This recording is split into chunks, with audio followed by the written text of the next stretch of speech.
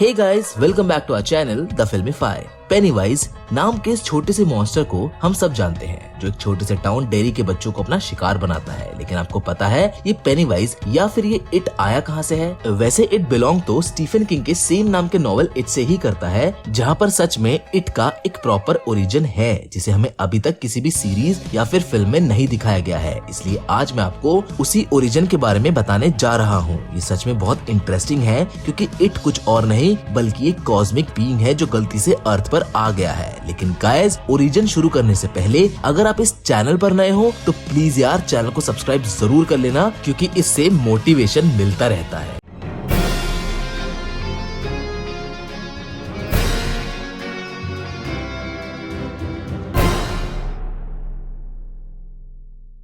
तो जैसा मैंने पहले भी बोला कि पेनीवाइज दरअसल में स्टीफन किंग के नॉवल इट से ही अडॉप्ट किया गया है, जिसके अकॉर्डिंग ये कहानी एक फिक्शनल यूनिवर्स में शुरू होती है, जिसका नाम मैक्रोवर्स होता है। उसी मैक्रोवर्स के अंदर अर्थ भी होती है। अब इस यूनिवर्स को फिक्शनल इसलिए बोला गया है क्योंकि ये माना जाता है कि यहाँ अर्थ एक बड़े से टर्टल के ऊपर रखी हुई है, जिसका नाम मैट्रन है, जो इट यानी कि पेनीवाइज का भाई और उसका सबसे बड़ा दुश्मन है। इसी मैक्रो यूनिवर्स में एक डेडलाइट नाम का डायमेंशन भी एग्जिस्ट करता है, जिसके अंदर एक ऐसी इविल कॉस्मिक एंटिटी कैद है जिसका नाम पेनीवाइज होता है। और एक दिन अचानक वो अर्थ पर आकर गिर जाती है, जहाँ वो काफी सालों तक सोता रहता है। लेकिन जब वो जागता है तो वो फीड करना शुरू कर देता है। शुरुआत में पेनीवाइज जानवरों को मारकर खाया करता था, लेकिन उसकी भूख बढ़ती है और वो इंसानों की तरफ मुड़ जाता है, इंसानों में भी स्पेशली बच्चे, क्योंकि पेनीवाइज की भूख उसके शिकार के डर से मिटती है। मतलब उसका शिकार जितना डरा हुआ होगा उसे उन्हें खाने में उतना मजा आता है। इसलिए ही पेनीवाइज की मोस्ट कॉमनली देखी हुई फॉर्म एक डांसिंग क्लाउन की होती है। वैसे नॉवल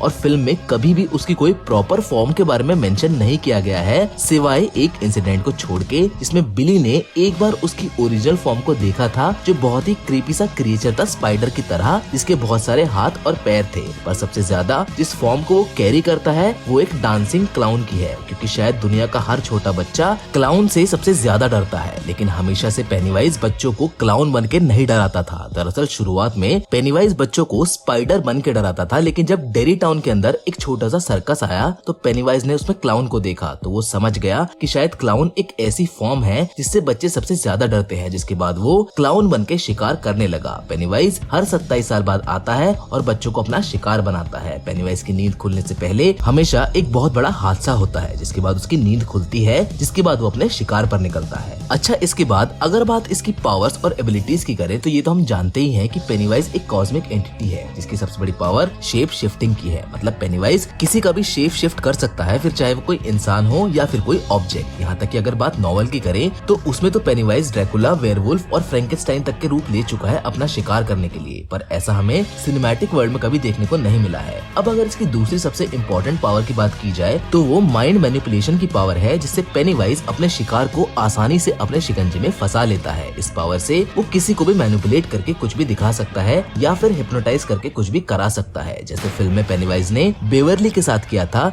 जिसमें उसने उसके मरे हुए पिता और खून से भरे हुए बाथरूम को दिखाया था। यहाँ तक कि माना जाता है कि पेनीवाइज ने डेरी में रहने वाले हर बच्चे और हर इंसान के माइंड को मैनिपुलेट करके रखा हुआ है, क्योंकि वहाँ बड़े बड़े हादसों को भी लोग बहुत लाइटली लेके भूल जाते हैं। यहाँ तक कि अगर कोई बच्चा वहाँ गायब भी हो जाता है तो भी कोई उसको ज्यादा ढूंढने की कोशिश नहीं करता है, क्योंकि वहाँ सबके माइंड पेनीवाइज ने मैनिपुलेट किए हुए हैं। यहाँ तक कि ये भी माना जाता है कि पेनीवाइज डेरी की हर जगह पर प्रेजेंट होता है, तभी उसे डेरी टाउन में होने वाली हर घटना के बारे में पता होता है। पेनीवाइज एक बहुत ही पावरफुल क्रिएचर है, जिसे शायद हराना बहुत मुश्किल होता है। पेनीवाइज हर डरे हुए इंसान की सोल को खाकर उसे डेडलाइट डायमेंशन में भेज देता है। लेकिन इतने पावरफुल कैरेक्टर पेनीवाइज की वीकनेस भी है, जो हमें इट के सेकंड पार्ट में देखने को मिली थी, जिसमें हमने ये देखा था कि जब लूजर्स अपने डर पर कंट्रोल कर लेते हैं तो पेनीवाइज की पावर्स कम होना शुरू हो जाती है। मतलब कि पेनीवाइज सामने वाले के डर को ही फीड करके पावरफुल बनता है, लेकिन जब वो कमजोर होना शुरू हो जाता है तो वो वल्नरेबल भी हो जाता है, जैसा हमने फिल्म में देखा था, जिसके बाद लूजर्स उसके हर्ट को निकालकर उसे मार देते हैं। लेकिन ये माना जाता है कि पेनीवाइज कभी नहीं मरता है, वो बस फिर से कहीं छुपकर सो गया है, जो सही मौके का इंतजार कर रहा है वापस पावरफुल बनने के लिए।